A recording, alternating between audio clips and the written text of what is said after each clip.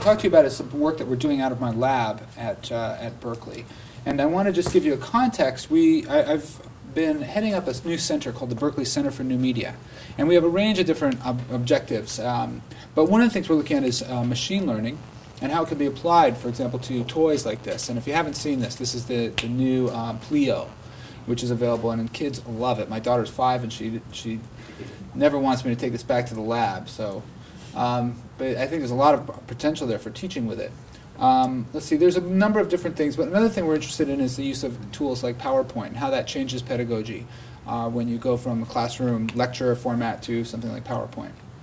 So we have a mission statement too, like Megan, and I won't dwell on this, but basically we're interested in the idea of a whole range of new media and looking at them from what we call paradisciplinary perspectives and global perspectives that emphasize humanities and the public interest. So our website is there, and you can go, there's lots more information and examples of research.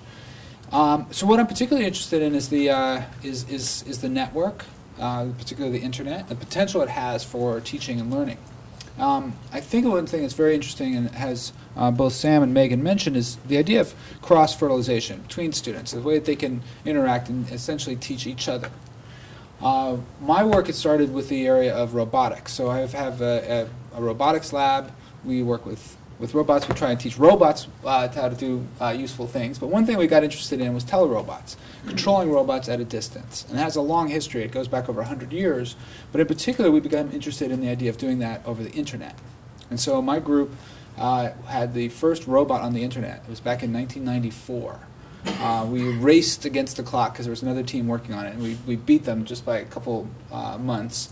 And our second project was this thing called the Telegarden. So it kind of connects to what Megan's talking about the sun curve.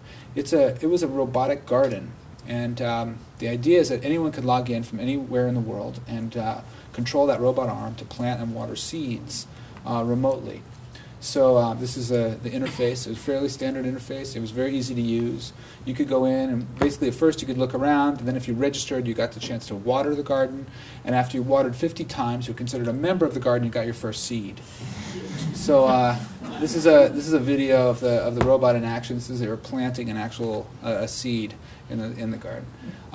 Now it was online for 9 years, 24 hours a day. It was moved to a museum in Austria. They kept it in the lobby, and they had a whole staff working on keep it alive, keep the seeds going, keep the watering working. There were all kinds of interesting stories I can talk about this. But it was our first taste of essentially both an art project, and a way of teaching and getting people to interact with nature. So I had a series of projects related to this, following on this, what we called networked robots, networked telerobots. And we did a book. In fact, we have 2 books from MIT Press looking at different aspects of this, and I can give you more information on them. But one of the projects that we also came to was the idea of replacing the robot, because the robots were limited. They don't move very easily. They get stuck. They rust. So one of the things we came up with was replacing the robot with a human. And the idea here was that we could actually have the people online driving around, but the way you get around and explore the world was a human, and so you would see through the eyes of the human. And this is the interface. I spent a semester at MIT Media Lab, and we worked on this interface. And so the idea is that people were online, basically clicking on the screen, and the teleactor would see what they were seeing and respond to what they were asking, what they were doing, and they would essentially interact collectively with this physical experience. So we took this all over, and we had a National Science Foundation grant. We had various versions of this in a variety of different environments, but we took it to the Exploratorium and different kinds of gardens and exploration places. And we worked out this way of voting, so that this was a way of letting students interact, deciding where they wanted to go, and it would automatically collate all their votes, which are these little dots of what we call votels, voting elements. In real time, as they were sitting at their browsers, they would interact. And this was where we took them into a clean room, a micro lab, but they wouldn't normally be able to enter at all because it's very restricted. But then we found that this interface of these dots, the spatial dynamic voting, could be used for a variety of different things for teaching. We could ask, navigational questions, so the group would decide where they wanted to go. So let's say if we showed them a map in a museum, we could also ask evaluation questions. For example, this is an action question. So where do they want to proceed? So they're not just watching like a passive videotape. They're actually participating in the exploration as Megan and Sam talked about. The last one was for assessment, so we could ask questions as we went along. We could ask them, how does this work, and basically evaluate how well they were understanding. We did a bunch of field tests. We took students, as I mentioned, to the micro lab. We also took a group of local 6th graders to a biotech lab. Again, a place they wouldn't normally be allowed to go, but through this interface, we were able to take them. One of the things we learned when I first went in to do this, we went to Galileo High, and we were all set up to do it, and I had an hour to teach them the interface, and then the next hour they were going to do the exploration. Well, I had allowed 59 minutes too long.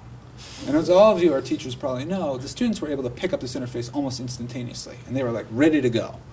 And I was like, oh, well, they're not scheduled to start for another hour. Well, what was interesting was even when we started, they were bored almost immediately.